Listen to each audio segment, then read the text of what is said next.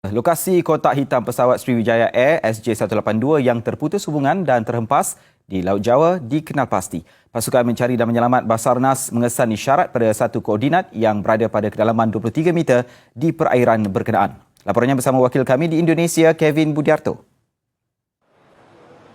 Usaha mencari dan menyelamat yang melibatkan pelbagai agensi, tentara dan polis terus dilakukan sejak malam semalam meski berdepan cuaca buruk.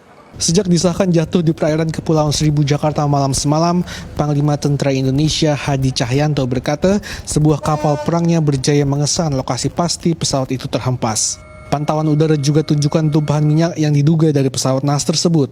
Kapal KRI Kurau menjadi kapal pertama yang kembali dari misi di perairan Laut Jawa itu siang tadi diikuti kapal-kapal lainnya.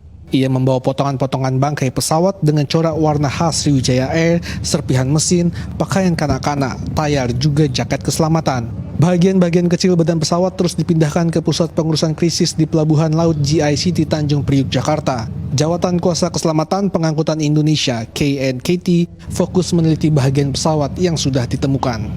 Berupa serpihan-serpihan yang selanjutnya nanti akan kita selidiki dan analisa. Setelah diselidiki, kemudian kami sebagai SMC akan menyerahkan barang bukti tersebut kepada KNKT. Pasukan elit dan penyelam Tentara Angkatan Laut Indonesia mengatakan badan pesawat ditemui dalam keadaan hancur. Kotak hitam pesawat Boeing 737-500 itu juga mengeluarkan isyarat yang berjaya ditangkap regu mencari dan menyelamat.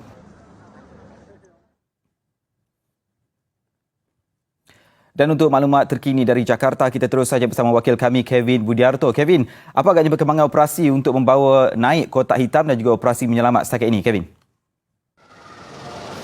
Terima kasih rekan setugas di Serpentas. Lokasi kotak hitam itu sudah ditandai oleh penyelam Tentara Indonesia dan berada tidak jauh dari lokasi kontak terakhir SJ182 dengan radar.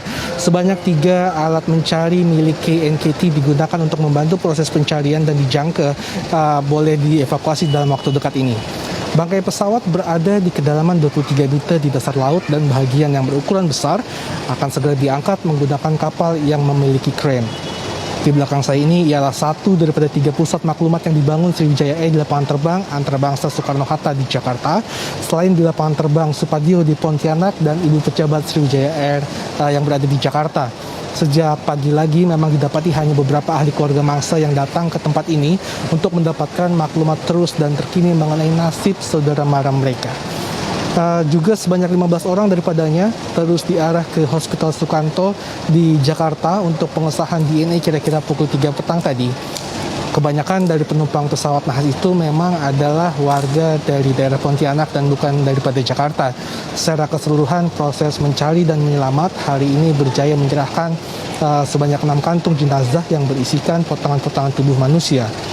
Potongan tubuh itu terus dibawa ke Hospital Polis Sukanto untuk diidentifikasi oleh regu pengenal pasti mangsa bencana Polis Indonesia. Kevin Budiarto melaporkan dari lapangan terbang Antarabangsa Soekarno-Hatta kembali ke Serpentas. Sementara itu di Pontianak, waris dan keluarga mangsa berkumpul di Pusat Pengurusan Krisis yang dibuka di lapangan terbang Supiado bagi mendapatkan maklumat terbaru berhubung operasi mencari dan menyelamat.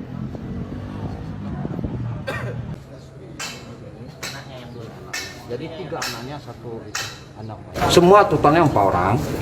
Jadi istri ini tinggal di Bekasi, suaminya tinggal di sini di Pontianak.